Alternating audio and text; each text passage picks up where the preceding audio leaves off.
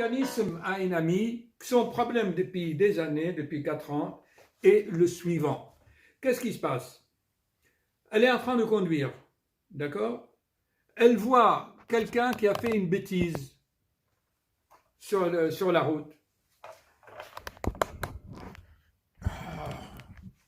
Donc, elle crie: Ah, le chauffeur, quelle espèce de con, de psychopathe! Et puis, ça fait des années que ça dure. Alors, elle dit que quand elle fait ça, la situation, si quelqu'un déborde sur sa route ou sur la ligne blanche, et quand elle crie, elle dit que ça la déstresse. Mais en fait, qu'est-ce qui se passe? Ok, ça la déstresse, ça, disons, elle élimine son stress. Mais puisque ça se répète, donc il n'y a pas d'acquisition, il n'y a pas d'expérience. Ça devient un réflexe, comme je t'explique, une balle de ping-pong, paf, paf, paf. Et le mental agit comme un miroir, comme un mur, quoi. C'est un mur, tu tapes la balle revient. Or, pour vraiment avancer, je lui avais dit souvent de compter jusqu'à 10 avant de crier ou avant de répondre. Si tu vois une situation stressante, au lieu de crier tout de suite, ça c'est réflexe, c'est un arc réflexe, c'est animal, c'est un mécanisme de survie qu'on a gardé de notre évolution. Maintenant, si on compte jusqu'à 10, qu'est-ce qui va se passer? Eh bien, l'émotion va descendre dans le plexus solaire, va descendre dans le cœur et imprégner notre champ magnétique. Et ce champ électromagnétique, appelez-le spirituel si vous voulez, c'est le travail sur soi. Ça veut dire, ça va t'aider à mûrir. La pêche va mûrir. Et donc, tu augmentes en vibration et tu montes en vibration.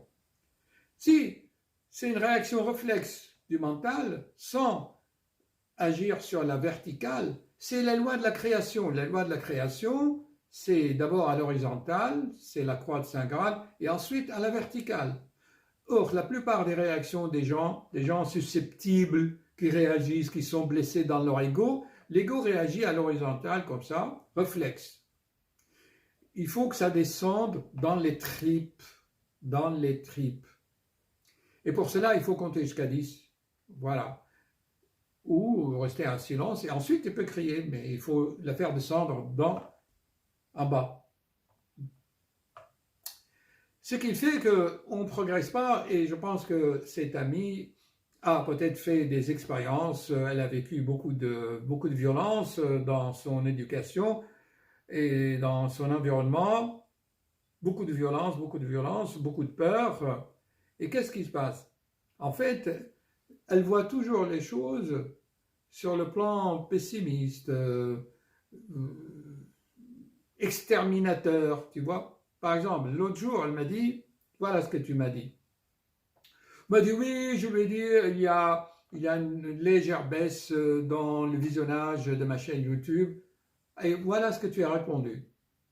Tu as dit, oui, c'est normal, dans chaque chose, il y a d'abord un début, il y a un sommet, et puis c'est la descente. Mais ça, c'est mortel, c'est de la violence. C'est-à-dire, tu tues, tu es en train de tuer quelque chose.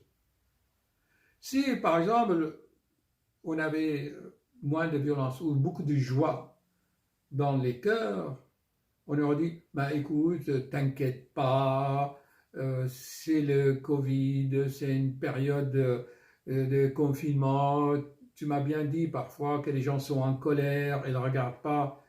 Et parfois, on est empathique, et quand on est dans la... Vous voyez, par exemple, quand elle est à la maison, elle est empathique.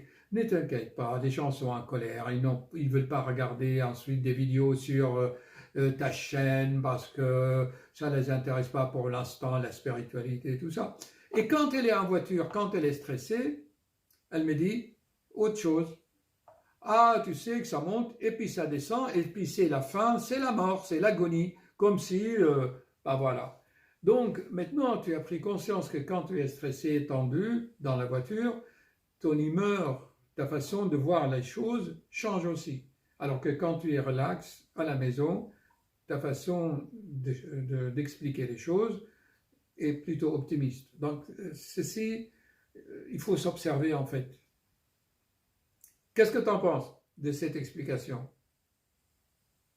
Ouais, mais bon, par rapport à ce que je t'ai dit, c'était pas ça. Je pensais pas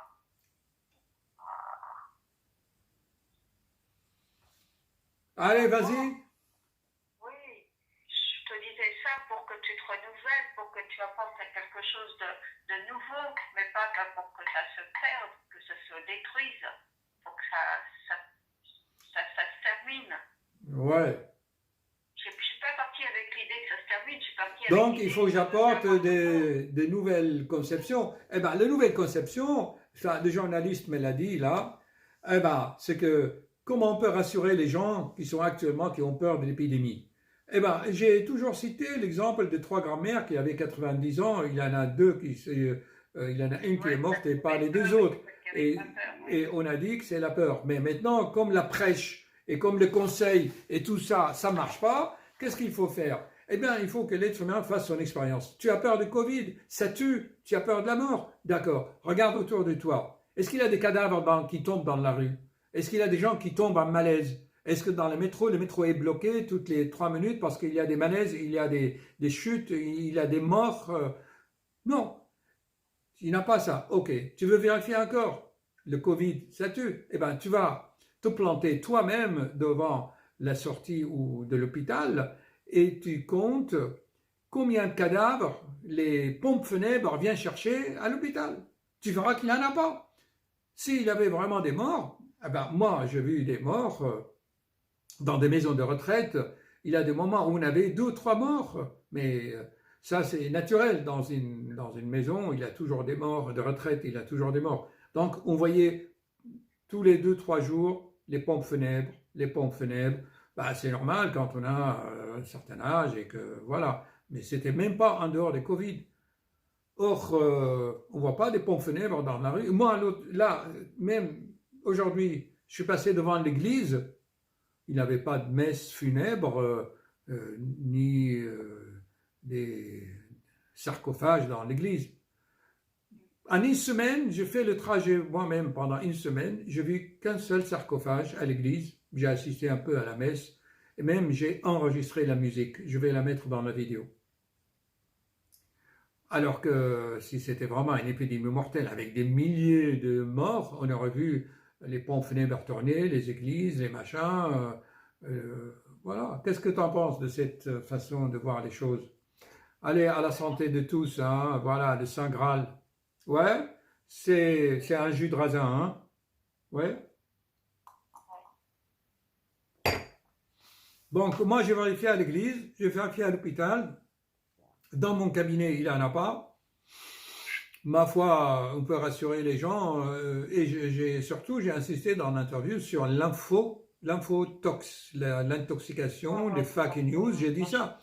Il faut regarder, ne pas regarder BFM TV, il faut regarder des chaînes internationales. Tu regardes des sources autres que nationales. Et tu te fais ton propre idée. Et tu regardes toi-même s'il y a des contradictions dans les choses. Et j'ai dit, tu as oublié que j'ai dit que j'étais pour le professeur Raoult, parce que c'était une question de bon sens. Oui, donc tu vois, voilà. Bon, chers amis, j'espère avoir répondu à ça. Pour qu'il y ait un véritable travail de soi, il ne faut pas répondre tout de suite. Tu comptes jusqu'à 10 pour que tout descend au fond de toi-même, dans ton cœur, et après. Tu verras que si tu comptes jusqu'à 10 avant de comment on dit en français? Retroquer? Avant de... Hein? Avant de retorquer, ben, tu verras que cette émotion va descendre en toi et tu vas mûrir. Sinon, pour conclure, moi je dis que c'est des gens qui pensent avec leur langue. Ils pensent avec la langue. Voilà. Donc ils ne sont pas alignés. Ils gaspillent leur énergie vitale.